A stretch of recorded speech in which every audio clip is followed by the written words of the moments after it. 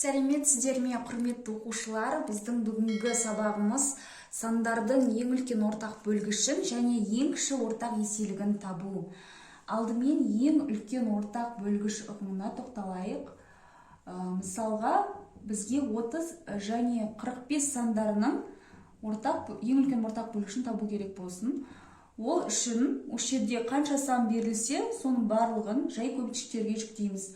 Ол қалай? Мысалға 30 ең кіші қандай санға бөлінеді? Біріншіден 1-ге бөлінеді, 1-ді жазбай ақ қояйық. 2-ге бөліне ме? Бөлінеді 2-ге. 30-ды 2-ге бөлсең 15 болады.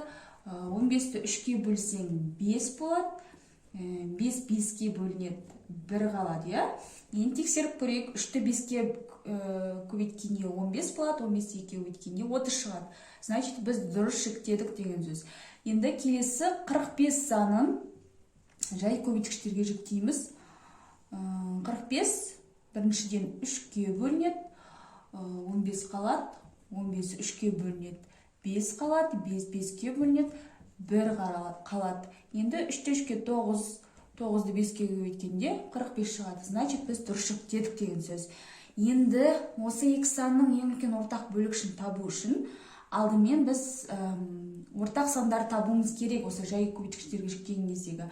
Мысалға, мында 30-да 2 бар, мына жақта 2 деген бар, мына жақта 2 бар ма?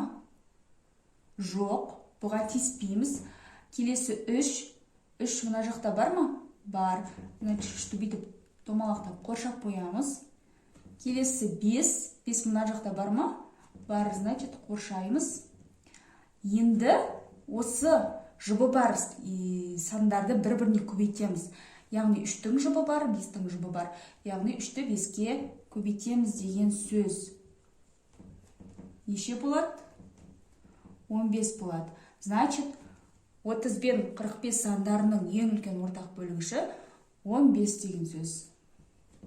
30 15-ге бөліне ме? Бөлінеді, 2 болады. 45 15-ге бөлінеді, 3 қалады. Енді құрметті оқушылар, енді ең кіші ортақ еселік ұғымымен танысатын боламыз. Қазір мысалға 24 пен 18 сандарының ең кіші ортақ еселігін табамыз.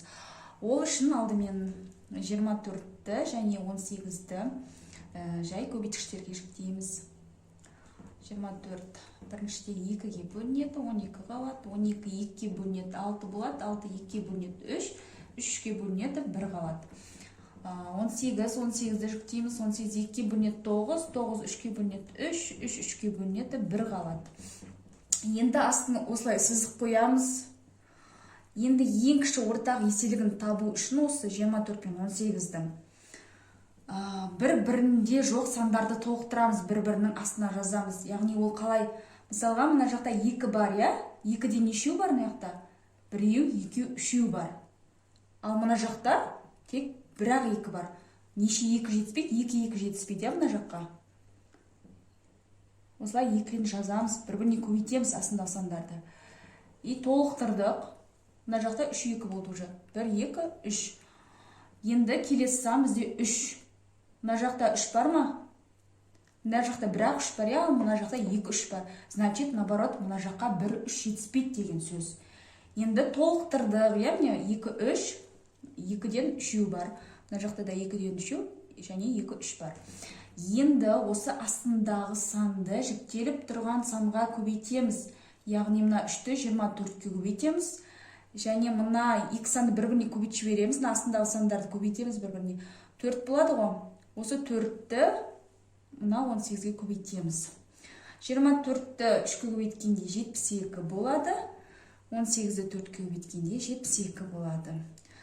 Значит, 24 және 18 сандарының ең кіші ортақ еселігі 72 деген сөз.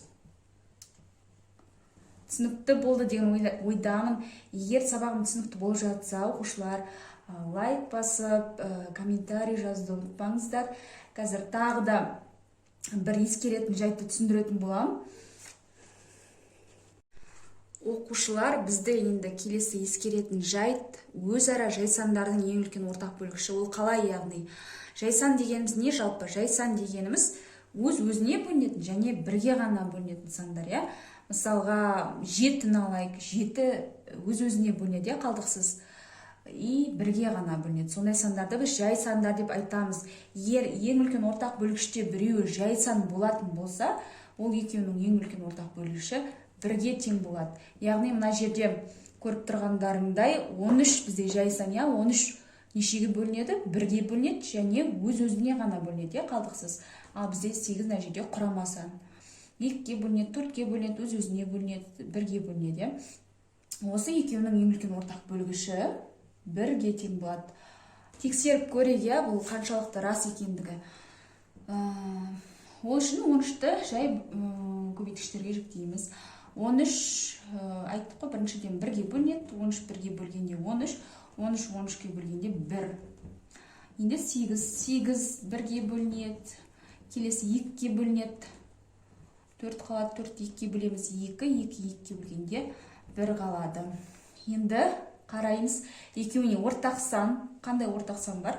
Бірақ ортақ сан бар, ол тек 1 ғана. Значит, екеуінің ең үлкен ортақ бөлгіші тек 1 деген сөз. Значит, бұл тұжырымдама дұрыс деген сөз. Құрметті оқушылар, енді осы екі санның ең кіші ортақ еселігін табамыз, яғни екі санның біреуі жай сан болған кездегі қалай табамыз ең кіші ортақ еселікті? Мынандай тұжырымдама бар, екеуінің бір-біріне көбейтісте тең болады деген, егер біреу жай сан болса.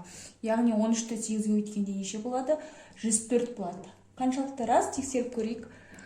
13-ті ол үшін осы екі санды жай көбейткіштерге жүктейміз. Мынаны көшіріп ала салсақ болады. 13, 1 қалады. 8. Бірді жазбасақ та болады. Так. 1, енді астын осылай сызық қоямыз, яғни бір-бірінде жоқ сандар толықтырамыз. Мына жақта 1 бар ма? Бар. 13 бар ма? Мына жақта жоқ. Астына жазамыз бұлай. Енді көріп тұрғандарындай, мына жақта 3 2 бар, мына жақта ол екілер жоқ. Значит, астына осылай бір-біріне көбейтіп жазамыз. 3 2-ні неше болады? 3-ін көбейткенде 8 болады. Осы 8-ді бастапқы жүктеліп тұрған санға көбейтеміз, яғни 13-ке 8-ді көбейтсең 104 болады. И мына 13-ті 8-ге көбейткенде 104 болады. Яғни бұл тұжырымдама дұрыс деген сөз. Құрметті оқушылар, бүгінгі сабағымыз осымен аяқталды, түсінікті болды деген ойдамын.